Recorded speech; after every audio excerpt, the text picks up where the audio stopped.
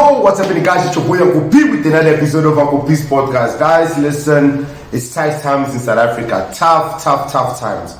You know, as a man, as a father, I have to make a lot of decisions in my life. I have to make decisions in regards to my kids. I have to make decisions in regards to my relationship. And whenever you are making a decision, you always have to weigh the positive and the negative. And usually we go for the decision that is more positive than negative. I apologize, guys. Uncle P still under the weather. What am I talking about? Right now there's something happening in South Africa. We've been talking a lot about Operation Dudula and March for March.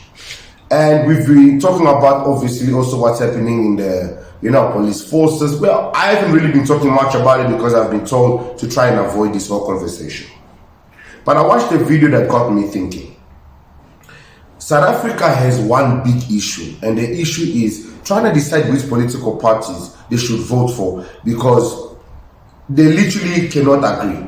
So the EFF is out of the equation because they believe in open border. Julius Malema tries to make South Africans think that they don't understand what he means by open border, but they now understand. I also thought South Africans were misled. They didn't understand what Julius Malema meant because I like Julius Malema. Until I realized, oh no, he actually really does mean open border because apparently tightening the border is an impossible thing to do. Then everybody don't want to go for the DA. Why? Because, Abalunga. Easier, simple. And then you've got Action SA. Well, what's happening with this guy? He hardly talks. He has no energy. And then you got the PA. Well, the PA, guys, I can't say anymore. I've made videos. Go watch it. You know my opinion. I'm not gonna say anything. Now, last year or last election, we got introduced to MK, our former president. Guys, you see the problem with forgiving former people and thinking that they're gonna do better in the future. Then we start hearing stories about their truth. Guys, how many times does your ex-boyfriend need to pummel you before you realize that, hey, maybe this relationship is toxic and unhealthy? How many times does that cherry need to cheat on you before you know that maybe I need to leave this relationship or marriage? You see the problem with people, they like to just think that people can just out of nowhere. Guys, you can believe somebody has changed without giving them a second chance. But anyways, what am I talking about? Let's dissect these two videos and I got a very big message for you guys. So video number one is the following. So we all know what is happening currently in South Africa. I'm sure you'll recall what happened back in being in the organization. I'm sure you'll recall what happened back in 2011. I had the entire state security, entire crime intelligence deployed on me because we were seen as a threat to the national security, simply because there was a file on our desk about a very senior politician. And as a result, they deployed all the state resources to counter that. And I mean, that's why I was sitting at home for a year, not working. So that was no surprise. South Africans have forgotten that. Yeah. I sit at home without doing anything, simply because I deal with the rogue animals in the organization, which they... So basically what he's saying is, South Africans have a tendency of forgetting. And that is true, guys. Somebody came here and he put a comment here about why I always talk about Nigerians, content about Nigerians, don't I get tired? Guys, you see, this is the problem. People want you to get tired. They want Operation Dudula to get tired. They want March and March to get tired. And they are going to get tired because who's funding it? These are literally South African citizens who are either unemployed, who are on their off days going to fight for their country. And they are meeting a lot of oppression. But let's continue to listen. Irritated some politicians. And I'm happy to say today, some of the rogue animals we're dealing with in the police are not in the service anymore. Some of them, senior people, are sitting in prison that we're dealing with back then in 2011. But when we're doing that, we were outcast. We were the bad ones, simply because we touched the wrong people. So we did not surrender then. We're not going to surrender now. So it's either we on paper, we do it on paper, we find each other in court. You counter with whatever you counter. I'm not going to play in the media thing, so they can write whatever they like. Yeah. I've been there. I've for so many years. I've been bruised. So this doesn't scare me, and I'm not going to waste my breath in dealing with people that are faceless. But for those that are within the system that are doing things wrong, we're going to challenge them legally and deal with them. But if they want to come physical, we'll find each other on the field. That's just about what it is. That statement is what got me to want to react on this video.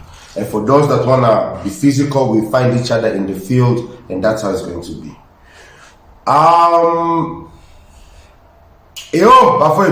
Yeah, when I told you that South Africa is ready for change, we're ready for change. Operation Dudula and March for March are doing what is necessary on the lower level, which the clever blacks are trying to convince us that it's not a big deal. Illegal foreign is not a big deal. This, our big boss, is dealing with the corruption from above. But there's something that is extremely, extremely, extremely important that I want us to take from this. And this is why I want us to do it. Let's watch this video first. Meanwhile, Umkhonto weSizwe in Gauteng has vowed to bring the country to a standstill, starting with Gauteng, in defense of citizens and the most vulnerable in society. Party members will meet at Beyers Naudé Square in Johannesburg at 10 a.m. and the march will form part of a series of events that the MK party in Gauteng will be engaged in. Now, this will be followed by a total shutdown of the province this Friday, which will culminate in a march in Tshwane to the Union buildings. Now guys, I want you, the reason why I put those two videos exactly the way I did it, you need to understand Uncle P doesn't do things just for the sake of doing things. Guys, don't confuse what MK is doing and what is doing. Don't confuse the two. You see, it is very easy because it's in KZN, this is KZN, Durban, what, for people to all of a sudden start thinking, maybe MK. I know. Two different issues here. What are the issues here? This is politics. This is saving South Africa. If you were to ask me as a police officer, I'll tell you, ban alcohol in the township and in the rural areas. Just completely shut it down. But can I? I won't be able to do that because during the July riots last year, I received more than 10 phone calls in the middle of the night when the shops, different shops have been looted without getting any phone call from a minister. But more than 10 ministers called me one evening because there were threats towards the SA breweries in Spring. So that was the first time I got calls from ministers. Until I asked, what is so special about these SA breweries? Why must we all divert all our resources to go and protect SA breweries? So there's something with alcohol in our country that got even the cabinet ministers active on that evening. So I really don't know. But if you were to ask me, I would say shut it down. It's in the township. This thing is not on. It's really not on. There's so much crime committed as a result of alcohol, especially in the township, and I'm not going to negotiate that part. I'm taking it as easy as I've seen it because we're investigating cases and we see what comes out of it. It's there. Can we wrap? Now, remember when I said when you make a decision, you've got to weigh your options. And sometimes you go for the one that has more positive. But just because it has more positive, it doesn't mean that the negatives are not there. You just ignore the negative and focus on the positive because there's more positivity on this decision making. So what am I trying to say? There is a chance that South Africa is going to find itself in a position where they're going to have to support the MK because of the work he's doing. Because they're going to swing on the success of him exposing the. We cannot afford a situation where this country will be given over to criminals, especially those who should be taking responsibility to secure our people in this country and make sure that everyone is safe. But more than anything, We are here also to say to South Africans, what General Mkhwanazi has done is very commendable, it's brave. We are in full support of him, and we are going to ensure that the work that he has started is amplified such that those who are trying to make our country a mafia state cannot have the space to open. But guys, we all know how this is going to work out. It's going to drag. We're going to get tired of it. But I need you guys to stay woke. Because when elections come and you start voting on emotions and misinterpreting his work to be their work, you're going to end up voting for the wrong parties. So now the question remains, Uncle P, you still have not told us who to vote for. Apparently, Uncle P cannot tell you who to vote for. But what I need you to do is to use your mind and look at the people that are actually doing the work and the people that are trying to stop the people who are doing the work. Listen to their words and their actions. So I'll give you an example. White people still have everything. White businesses have not shared sufficiently. Black people has adopted the mannerisms of the erstwhile oppressor. Black people have adopted the mannerism. Guys, you know what, man? I don't know where I get these videos from or how I find them. I want to thank everybody that sends me videos, that sends me content. I want to thank all of you. I really appreciate my DMs, my emails are usually full. Guys, I see all of them. It's just that I can't react on everything, and also certain things I have to double research to make sure, because there's AI these days and you don't want to make that mistake. But did you hear what this man said? And do you think that voting for this man, he will stand for the Rainbow Nation, for everyone? He will protect black South Africans with the way he's talking. Because I can play a video here where he's talking about protecting white people. I can play it.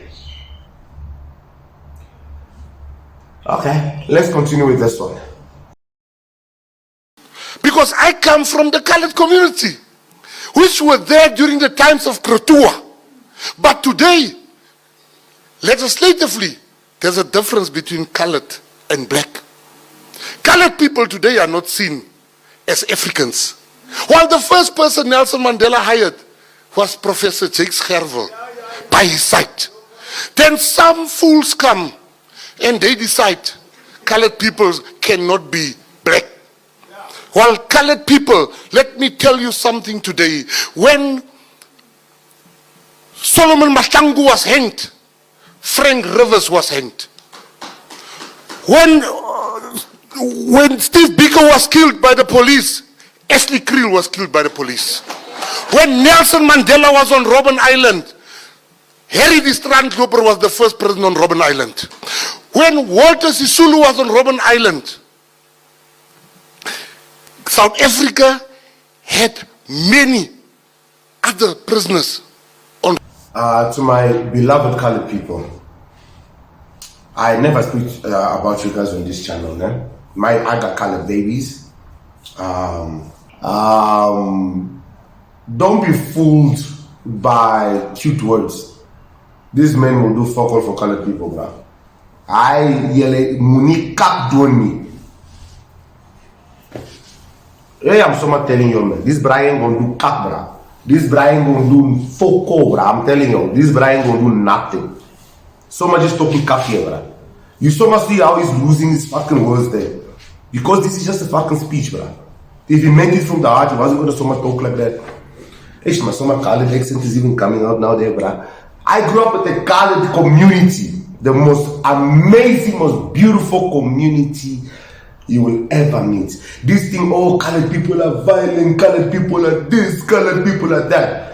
That was instigated to destroy that community, because that community was the only one that was left that was not polluted by the Western mentality. They created their own community, remained loyal to each other, remained honest to their truth.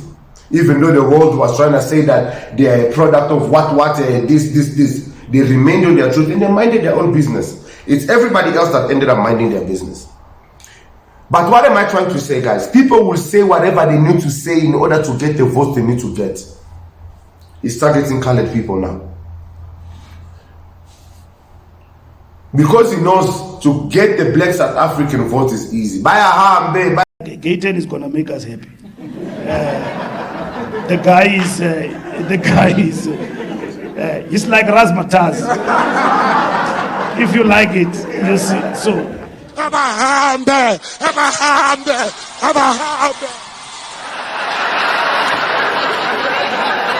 He's also screaming it. Now tell me what's the difference between his speech and this one? Talking about people who are illegal in the country. Yes. Those people are already criminals. They're supposed to be held and arrested, sent back home. But because we have in this country, we are not led, and laws are just not enforced. Yes. That's the same reason why those people are not deported. If I could respond to that particular part. Let her complete your point. I want to make an example of what transpired in one of the hospitals. Now somebody came, because now the law enforcers don't want to enforce the laws. Somebody came undocumented and it was an emergency. And we said, you know what, life comes first. That's what we've always said, life comes first. But once you have been treated, because it was an emergency and you are stable, we hand you over to the law enforcers so that they can take you back home. Nobody wants... Guys, and you see what she's saying, also happens in America. That's why you see a lot of people don't go to hospitals, especially government hospitals, when they get shot or anything. Because once you go to hospital, you have to identify yourself. Once you are illegal, they have to call immigration, and immigration has to arrest you once your treatment is done. In fact, while you're in hospital laying in bed, they'll handcuff you to the bed, and they might even have an officer at your door. And this is the law in South Africa, even in America and Europe. But for some reason in South Africa, there are other acts and other laws that will debunk this one and debunk that one. But you see, they allowed them to get their treatment. All they ask is follow the law so that the right outcome happens, which is the illegal foreigner no longer resides in South Africa. We continue to listen. To have a lawless country, but we are seeing it here in this country. Now, we can't say that the Constitution has a reservation for people who came in this country legal. No. The Constitution talks about people who came here legally. That's the same reason why it will say no one should be denied medical attention, whether you're a migrant or not. But when you're a migrant, you need to come to the country with proper documents. If you're here to work, you need to have your work permit. That will come together with your medical insurance. Right. But it doesn't say that even if you are illegal, we must still treat you. Yes, we will treat you because, wow, we're the greatest people in the world. We cater for everyone, but there's limits because there's also a budget that needs to be, we also need to think about the budget, and our tax money is strained. Guys, is there more that needs to be said? So, in the end of the day, South Africans, black South Africans, South African voters, be careful who you listen to and who you believe and why you follow them. A lot is going to happen in the next couple of months before the elections. You will be so confused. But I'm going to repeat. Look at the ones that are going to get arrested for doing the work, and the ones that are being crucified for doing the work. And you will know your answer, which direction you should and should not go. I'm your boy Uncle P. Please guys, stay warm and stay healthy. I shall see you guys in the next one. Cheers. I am so sick and tired of every month or so coming onto this app, having to have the exact same conversation about how colored people tried to isolate them from their blackness, themselves from their blackness. Because this is currently what's trending on Twitter. So none other than your beloved Gayton McKenzie, leader of the Patriotic Alliance, made a statement basically claiming how black lives are prioritized over colored lives, and how apparently the government didn't care about AKA's death. They didn't want to donate money to his funeral, to pay for anything just because he's colored. Well, here's an article claiming otherwise. Pause to read. Literally. So let's put the political games that Mackenzie is trying to play aside for a second. And let's focus on why this topic is so easy to speak about and ignite in colored communities and just in general on Twitter, and why it can incite so much anger. It is literally because everyone knows just how much colored people especially deny their blackness, how much colored people especially victimize themselves in congruence with black people. They say that, you know what, the government doesn't prioritize us as coloreds.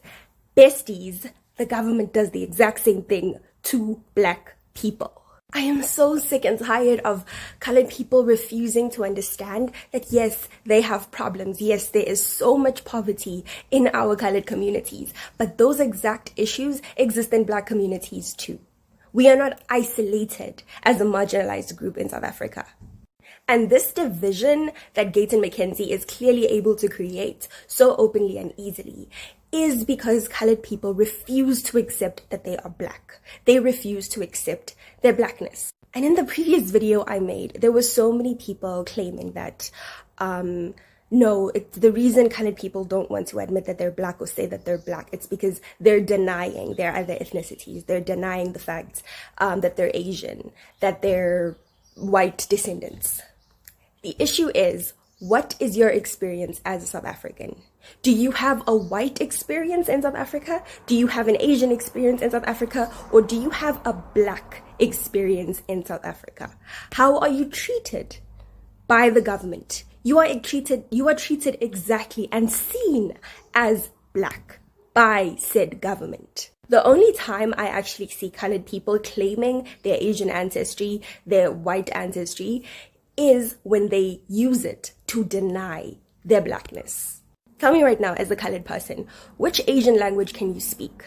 How much history have you looked into regarding Asian history in general, into white history in general? How familiar are you with that? How connected to those roots are you? Or are you not more connected to the roots of the African land that you live in, that you were born in? Please, this selective nitpicking and saying that, no, but I need to appreciate everything that I am. Yes, that is understandable. But at the same time, don't only use that as an argument to deny you of that blackness. Because that's when people like Gayton McKenzie can cause this division, can lie to people so openly and have them believe him.